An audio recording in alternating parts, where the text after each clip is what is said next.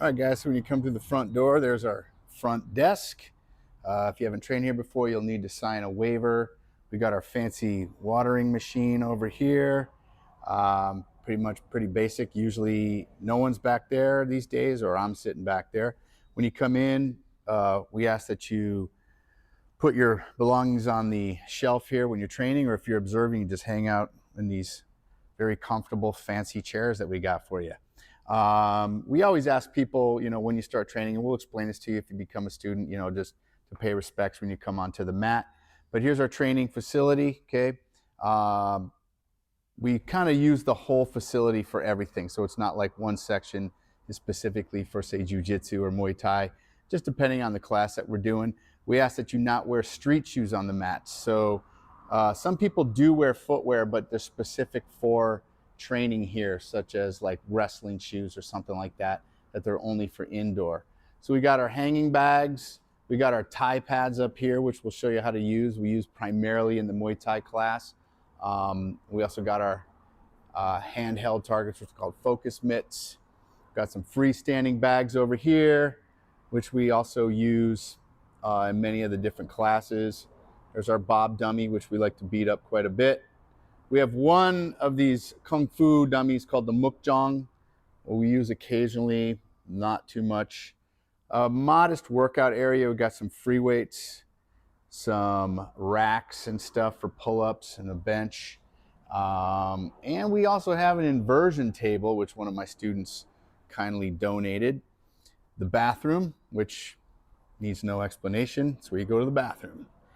And that's pretty much it. We got some changing rooms on either side of the orange wall here. So if you're just changing, you don't need to use the restroom. You can use that. That mic stand isn't there. That tripod isn't there all the time. Sorry about that. Jump ropes for specifically the Muay Thai class. Some of the classes, the MMA classes or the workout classes, will grab jump rope. Kickboxing, I'm trying to say. Got some medicine balls and a grease board that a lot of the kids like to come in and display their amazing artwork. Got some grappling dummies. The cage panel is primarily there to, we got some windows there, so it's a great little divider. We sometimes use that for training, but it's also good to kind of make sure no one goes through those windows when we're training. And that is pretty much it. Not that much else to see.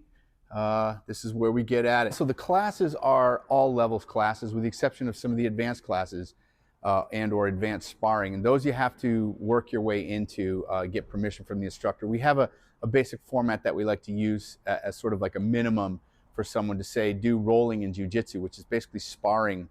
You need a minimum of 10 classes with us, and then we like to have you roll with the advanced students first and kind of get a feel of what we're doing, to learn the most and to have the most fun and also avoid injury and things like that. So there is a culture to what we do here, and sparring is the same. A lot of people have asked, how do you deal with new students? So the biggest, concern that people have when they come in is that they're new and they're afraid they're going to hold other students back. And that's just something we have to deal with. And our students are used to working with new students. We switch partners quite a bit. So in the Kali JKD class, for instance, you might be working with someone who's been doing this for 10 years, and the next student you're working with someone who's brand new, which is good for your learning process too, because then it allows you to A, learn from somebody, and then B, you might have to turn around and have to teach them what you know. But this is our best way to facilitate everybody's learning process. I'll also segment parts of the class. So I might have one group doing something more advanced, let's say, while the other group is working on something more basic. So that's another way we accommodate new students. But it's really about building everybody up as much as possible. The sooner we can instill confidence into somebody, the quicker we have a good training partner. As far as equipment needed, we try to make it as easy as possible for you to get started. So as a trial student, what's included with that trial are bag gloves and Kali sticks. If you're doing the jiu-jitsu class, we have extra gis and belts to loan you. We don't have the gi pants. You would want to wear some like long workout pants. But whatever you got, that'll work great, or shorts if you have to. But we can get you going at least in the class before you have to make investments and things like that. As far as pads, like I showed you earlier, we have the pads. A lot of students choose to buy their own pads. Once they get into this, they choose to buy different gloves. That's fine. But we start you off with the bare necessities to get you going right into the training, get comfortable in the class.